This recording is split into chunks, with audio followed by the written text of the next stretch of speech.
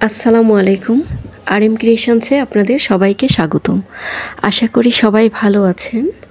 তো আজকে আপনাদের এই সুন্দর কোস্টারটি তৈরির টিউটোরিয়াল দেখাবো। তো এই জন্য আমি নিয়েছি 10 সাইজের একটি হুক এবং 3টা কালারের সুতা, pink, white and green colour. তো প্রথমে গ্রিন কালার দিয়ে আমি ম্যাজিক রিং তৈরি করে নিচ্ছি। ম্যাজিক রিং কীভাবে তৈরি করতে হয় আশা করি সবাই জানেন।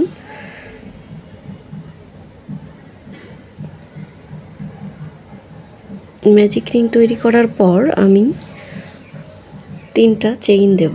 রিংটাকে টেনে একটু ছোট করে নিলাম, এরপর 3টা চেইন দেব। 3টা চেইন দিলাম। এখন এই রিংয়ের মধ্যেই একে একে 17টি ডাবল ক্রোশেট করব।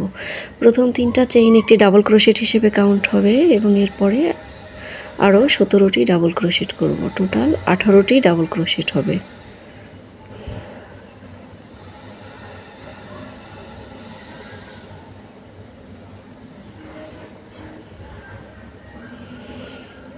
সতেরোটি ডাবল ক্রোশেট এবং প্রথম 3টা চেইন একটি ডাবল ক্রোশেট। তো এইভাবে আমি সবগুলো ডাবল ক্রোশেট করে ফিরে এসেছি। এখন আমি সুতাটা টেনে ম্যাজিক রিংটা আরেকটু ছোট করে নেব। এখন স্লিপ স্টিচ করে প্রথম 3টা চেইনের থার্ড চেইনের সাথে স্লিপ স্টিচ করে জয়েন করে দেব। এখন দ্বিতীয় রাউন্ডের জন্যে আমি এখানে অতিরিক্ত আরও একটি স্টিচ দিয়ে সুতাটা কেটে নিলাম।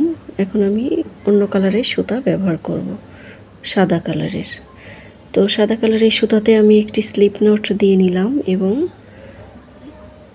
এই সুতাটাকে আমি এখন অ্যাড করব দ্বিতীয় রাউন্ডের কাজের জন্যে। তো আগের রাউন্ডের সুতা যেখানে কেটেছি তার আগের অংশে আমি যে সুতাটাকে এইভাবে অ্যাড করে একটা চেইন দিয়ে নিলাম। এরপরে আমি 3টা চেইন দেব। 3টা চেইন একটি ডাবল ক্রোশেট হিসেবে কাউন্ট হবে এবং এর পরের যে চেইনটা পরের ডাবল ক্রোশেটের উপর একটি ডাবল ক্রোশেট করব।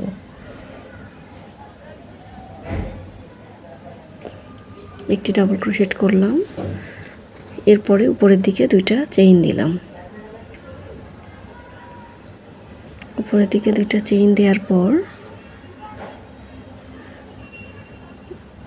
পরের ডাবল ক্রোশেটের উপর একটি ডাবল ক্রোশেট করব। তারপরে ডাবল ক্রোশেটের উপর আবার একটি ডাবল ক্রোশেট করব।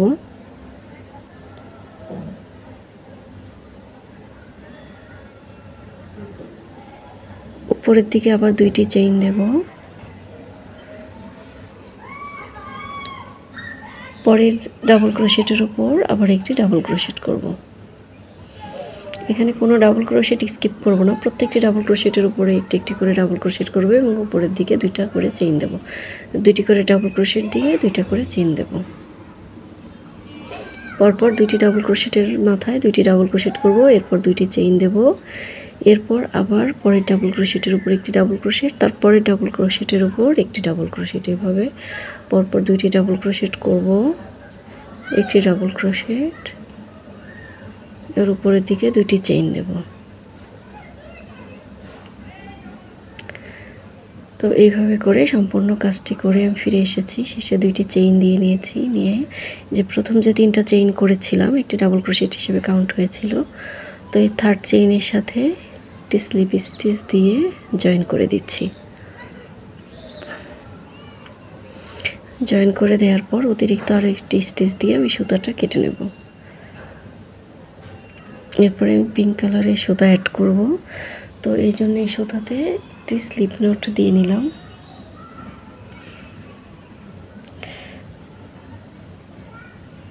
তো এই সুতাটা আমি অ্যাড করব এই মাঝের গ্যাপে, 2টা যে চেইন দিয়েছিলাম 2টা চেইনের গ্যাপে এখানে আমি সুতাটাকে অ্যাড করব।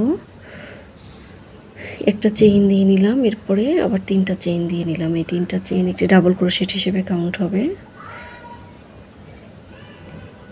এরপরে আবার একটি ডাবল ক্রোশেট দিয়ে নিলাম। এরপরে উপরের দিকে 2টা চেইন দেব এবং এই সেম গ্যাপে আবার 2বার ডাবল ক্রোশেট করব। অর্থাৎ 2টি ডাবল ক্রোশেট, 2টি চেইন এবং 2টি ডাবল ক্রোশেট। তো এরপর সরাসরি পরের গ্যাপে একইভাবে 2টি ডাবল ক্রোশেট, 2টি চেইন এবং 2টি ডাবল ক্রোশেট দেব।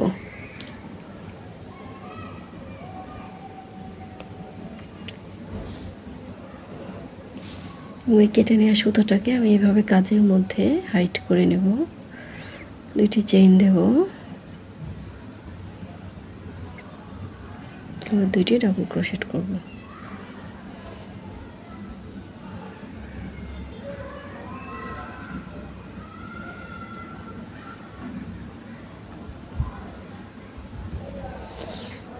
পরের গ্যাপে আবার 2টি ডাবল ক্রোশেট, 2টি চেইন, 2টি ডাবল ক্রোশেট, এইভাবে করে করে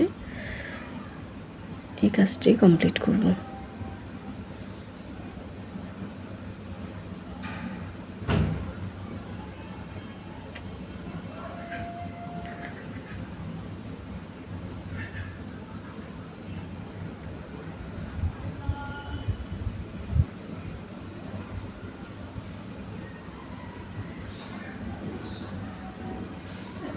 দুটি ডাবল ক্রোশেট, উপরের দিকে 2টি চেইন এবং 2টি ডাবল ক্রোশেট। তো এইভাবে করে সম্পূর্ণ রাউন্ড কমপ্লিট করে আমি ফিরে এসেছি।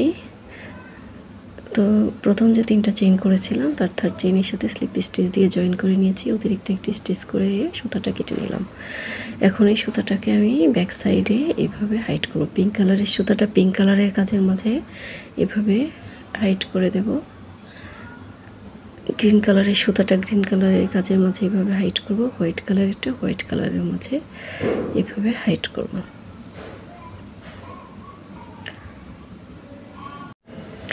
তৈরি হয়ে গেল খুবই সুন্দর একটি বিউটিফুল কোস্টার। তো এটাকে গ্লাসমেট হিসেবে ব্যবহার করতে পারেন। আল্লাহ হাফেজ।